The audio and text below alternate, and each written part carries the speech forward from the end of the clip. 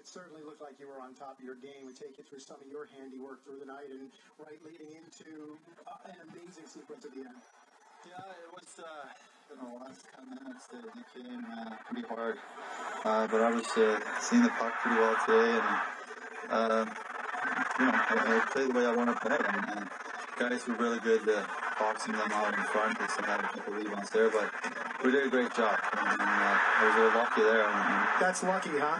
Yeah, because, I'm there, but my leg was not on the ice there. So at first I thought it went in, but I was still...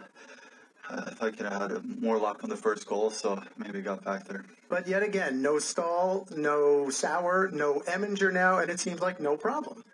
Well, we talked about before the game or this morning about the system is helping you. When you have new guys come in, obviously the coaches talk to them how we play and where the guys will be. And as long as you stick to that, you will go a long way. But in the end, you still have to come well prepared and mentally be ready to play. And like we said, guys been doing a great job coming in and get more minutes. And some guys been called up and doing the best of it. So that's what you need. It's a long year. 21 wins now against the New Jersey Devils. Is it the other sweater? Is it the other goalie? What's the motivation? No, you know what? It's always a special feeling to play the New York teams and the Devils. I don't know. It's my first game was against the Devils, and I just enjoy the challenge. I see these guys a lot. I know what to expect, but every time tough games, but fun games. The hat's starting to look a little more raggedy, but probably feels just as good, right? It felt bigger first time I wore it, so now it's, I don't know about this look, but I'll take it any day, so it's a great feeling tonight. Congratulations. Thank you very much. 30 wins now, 21-5-5 in his career against the Devils. Bill, back to you. All right, John, it looks like the hat has shrunk here. Well, I think what happens is they put it in the washer and they put it in the dryer. Right now it's shrunk. It doesn't even fit them. All right, let's take everyone through this game. Hey, right off the opening faceoff, 3 seconds in, Mike Rupp and Cam Jansen both dropped their gloves and away they went. Yeah, I think the Rangers are at their very best when they know they have to play in a physical game. And to get it started, you set a tone, you send your big guys out there. Now, I don't encourage fighting, but if it has to happen, it happens. Really what you're looking for is just for them to come out and be physical. Now, Rupp is going to fight a tough guy in Jansen, but Jansen lets him get in tight there. He's got better leverage on him, and he takes advantage of that situation. Much like Brandon Prust earlier in the year against the Flyers, right off the opening faceoff, helped set the tone, and that did too.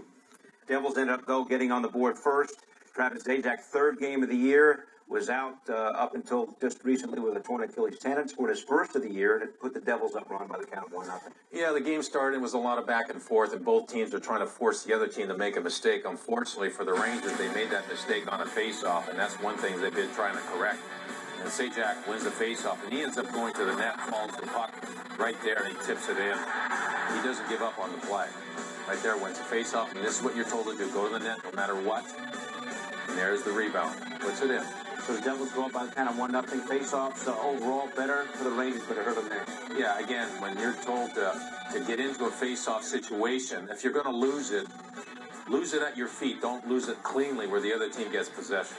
All right, Ron. So after one period, Devils outshoot the Rangers 12-4. They're up 1-0. But second period, Rangers come back. The line of Anisimov, Stepan, and Gabrick all over the ice, and this is where it started with Anisimov not in the game at one. Yeah, that line was probably the best line out there, and the one player who kind of led them, who was playing really well, was getting chances to Stepan. Stepan was getting some really good chances here. Gabrick just tips it over. Stepan decides, I'm just going to fake a shot, just make a little pivot here. He knows this Anisimov coming, but that's a really good deflection off the stick of Foster. I mean, he wasn't hoping on that, but it worked. Again, it's just getting people to the net.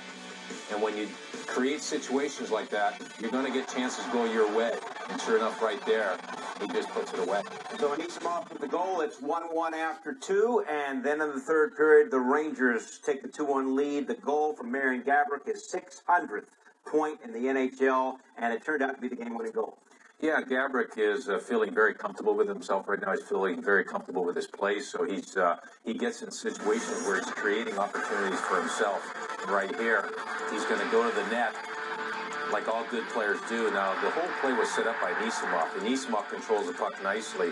He gets a nice backhand here, hits Brodeur, post down, and Gabrick could have gone away from the play, but no, he stays in, he fights for that puck, and puts it in the empty net. But the key is just not waving away. It's just staying right there in position, even though you're going to get hit. All right, so it's 2-1 Rangers. Then late in the period, Devils on the power play, a chance potentially to tie.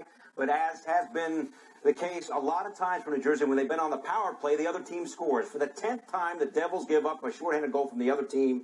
It's Carl Hagelin, the rookie, with a spectacular effort run, his second shorthanded goal of his rookie season. Yeah, the thing with the Devils, they're taking chances, and they're going to send Kovalchuk on the point because he's got a great shot.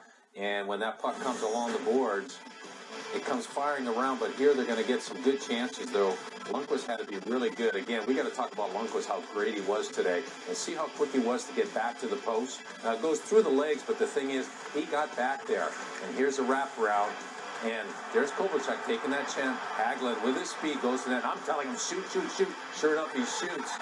And he beats Brodeur on the glove side. Now, Brodeur's going to want this one back because not often does he get beat on that glove side. Really, really a nice shot.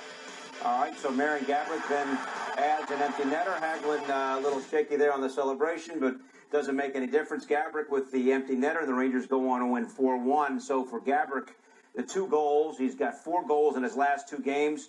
For the year now, he's got 19 goals run on the season. That's one off the entire league lead currently held by Tampa Bay's Steven Stamkos. All right, here's Gaborik, post-game locker room now with our John Gino. There seems to be a comfort level, Marian, about this team when you go into a third period tied or in a tight game. What was it about tonight that made you guys seem so comfortable in the third? I think we carried the momentum from the second period.